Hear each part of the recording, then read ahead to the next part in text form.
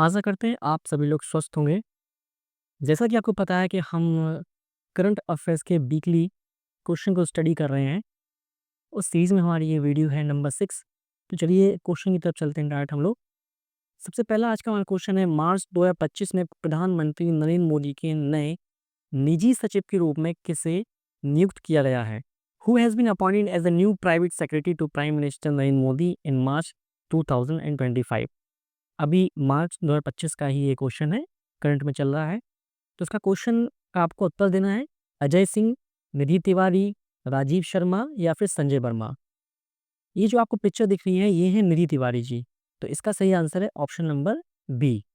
अब निधि तिवारी जी कौन है? सरकार ने भारतीय विदेश सेवा आईएफएस अधिकारी निधि तिवारी जी को आधिकारिक तौर पर प्रधानमंत्री नरेंद्र मोदी जी का निजी सचिव नियुक्त किया है। इसके अलावा हमारे प्रधानमंत्री नरेंद्र मोदी जी के अन्य प्रधान सचिव भी हैं, जो अ, प्रमोद कुमार मिश्रा जी और शशिकांत दास, ये दोनों प्रधान सचिव हैं।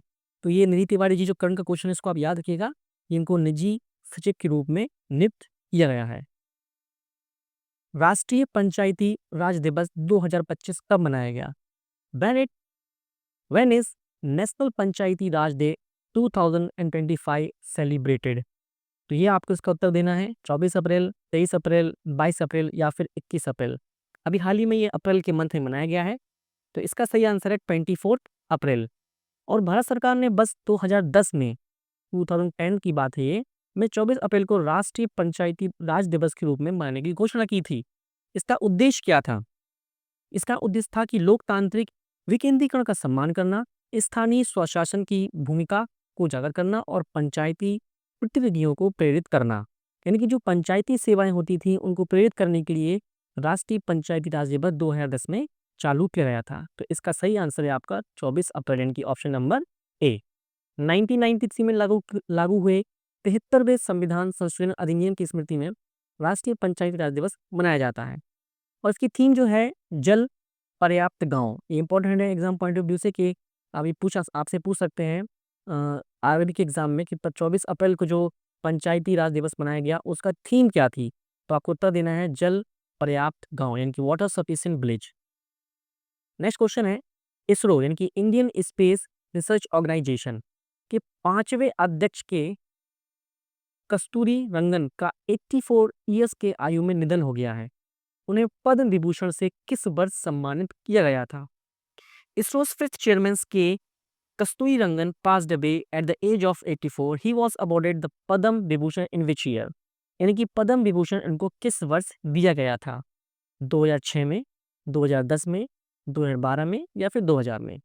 अब चार जो आपके इम्पोर्टेंट जो अवार्ड इंडियन गवर्नमेंट प्रोवाइड करती है, सबसे पहले इसमें से होता है भारत रत्न, फिर होता है पद्म विभूषण, फिर नंबर 3 पर होता है पद्म भूषण और 4 पर होता है पद्म श्री। तो ये सेकंड हाईएस्ट अवार्ड है इंडियन गवर्नमेंट द्वारा दिए जाने वाला।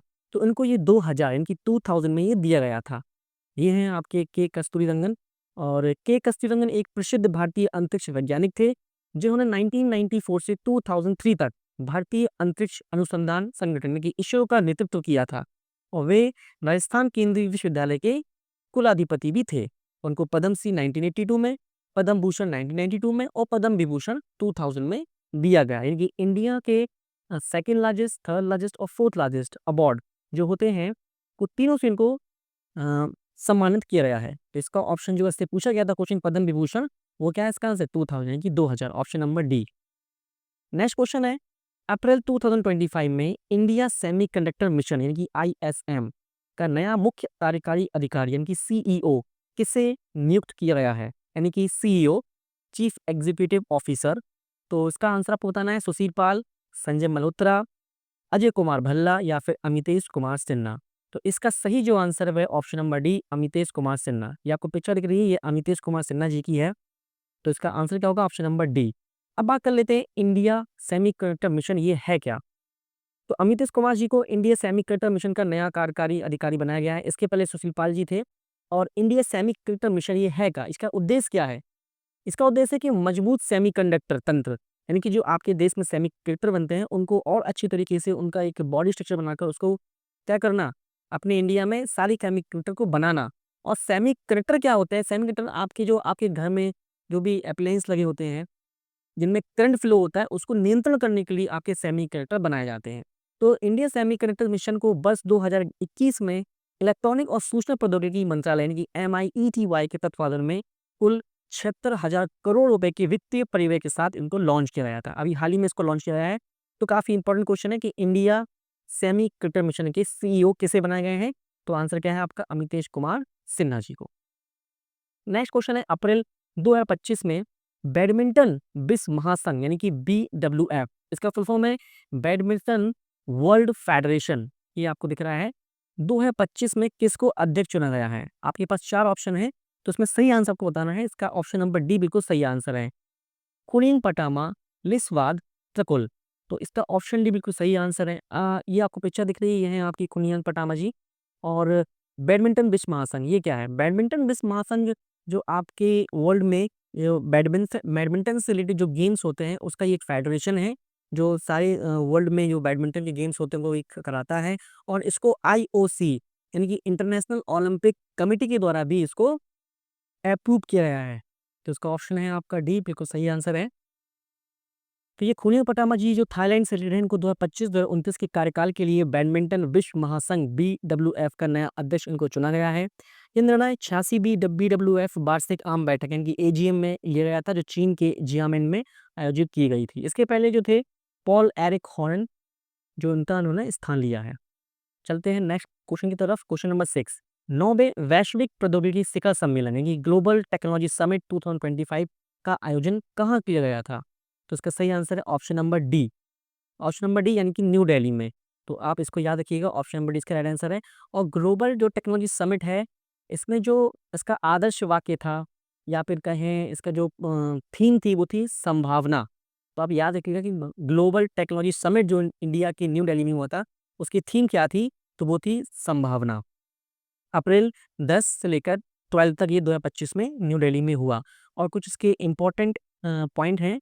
तो 9वें वैश्विक प्रौद्योगिकी शिखर सम्मेलन 2025 का नई दिल्ली में 10 से 12 अप्रैल तक हुआ था। इसका उद्घाटन विदेश मंत्री डॉक्टर एस जयशंकर द्वारा किया गया था। इसका संस्करण ये 9वां था और थीम थी इसकी संभावना यानी कि पॉसिबिलिटी। तो उसको आप याद रखिएगा, ये भी इंपॉर्टेंट है कि ये पूछ सकते हैं एग्जाम में, किसका उद्घाटन किसने किया था? डॉक्टर एस जयशंकर जी ने। नेक्स्ट क्वेश्चन है अप्रैल 2025 में वैज्ञानिकों ने डायर वुल्फ नामक किसकी प्राचीन प्रजाति को फिर से जीवित करने में सफलता हासिल की है? यानी कि अप्रैल 2025 में scientists have succeeded in reviving whose ancient species called dire wolf. तो डायर वुल्फ यानी कि आपका ये है भेड़िया। ऑप्शन नंबर बी इसका सही आंसर है। ये शेर तो हो सकता है डायर वुल्फ, ना हाथी ना घोड़ा, तो इसका आंसर है आपका वुल्फ। अब 13,000 साल बाद इसकी फिर से इसको रिवाइव किया गया है। और वैज्ञानिकों ने साइंस का इस्तेमाल करके अनोखा करिश्मा दिखाया है। वैज्ञानिकों ने लगभग 10,000 साल पहले विलुप्त हुए डायबिल्फो जेनेटिक एडिक्स करके इनको दोबारा पैदा किया है। यानी कि ये 10,000 साल लगभग पहले ये प्राचीन हो गए थे, विलुप्त हो गए थे, इनको फिर से वापस इनको रिवाइव यानी कि जिंदा कर दिया है। तो ऑप्शन बी इसका सही आंसर है। नेक्स्ट क्वेश्चन है Buenos Aires ISSF world cup 2025 की पदक तालिका में भारत में कौन सा स्थान हासिल किया है? तो इसका सही आंसर आपको बताना है, जो कि आपको दिख रहा है टेबल में। ऑप्शन नंबर बी यानी कि दूसरा स्थान इसका बिल्कुल सही है। तो इंडिया ने यह फाइनल मेडल जो स्टैंडिंग थी उसमें दूसरा स्थान प्राप्त किया है। फर्स्ट नंबर पे इसमें चाइना था, इसने 5 गोल्ड, 3 सिल्वर और 3 ब्रॉन्ज प्राप्त किए। और इंडिया ने 4 गोल्ड, 2 सिल्वर और 2 ब्रॉन्ज प्राप्त किए। और थर्ड पर रहा आपका USA, फोर्थ पर ऑस्ट्रेलिया रहा। तो ये आपको याद रखना है, ब्यूनस आयर्स में ये 2025 की ISSF यानी कि इंटरनेशनल शूटिंग स्पोर्ट फेडरेशन, यहाँ पर यह आयोजित किया गया था। और बात कर लें ब्यूनस आयर्स की, ये कैपिटल है अर्जेंटीना। तो अर्जेंटीना में ये गेम आयोजित किए गए थे। नेक्स्ट क्वेश्चन है उत्तर प्रदेश सरकार की शून्य गरीबी योजना का नाम किसके नाम पर रखा गया? शून्य गरीबी योजना, हम बात कर लेंगे शून्य गरीबी योजना के बारे में, ये है क्या। लेकिन पहले इसका उत्तर देते हैं कि शून्य गरीबी योजना किसके नाम पर रखा गया।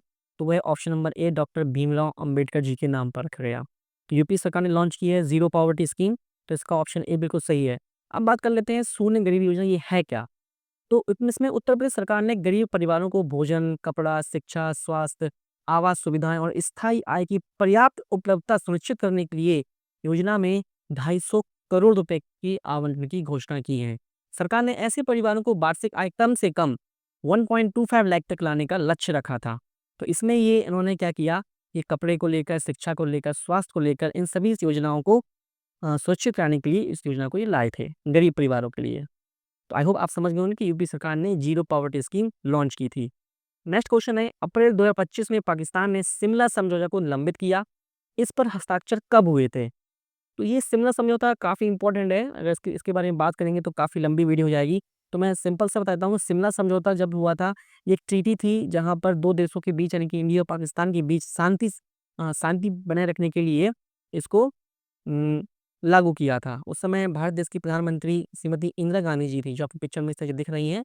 और ये 1972 में ये जो है हस्ताक्षर हुए थे इस ट्रीटी पर, और अभी हाल ही में अप्रैल 2025 में इस पर उसको निलंबित कर दिया गया है। पाकिस्तान ने इसको निलंबित किया है, और अभी हाल ही में आपको पता है पहलगाम में जो आतंकी हमला हुआ है उसके बाद इसको 1972 की जो ट्रीटी थी इसको पाकिस्तान ने निलंबित कर दिया है।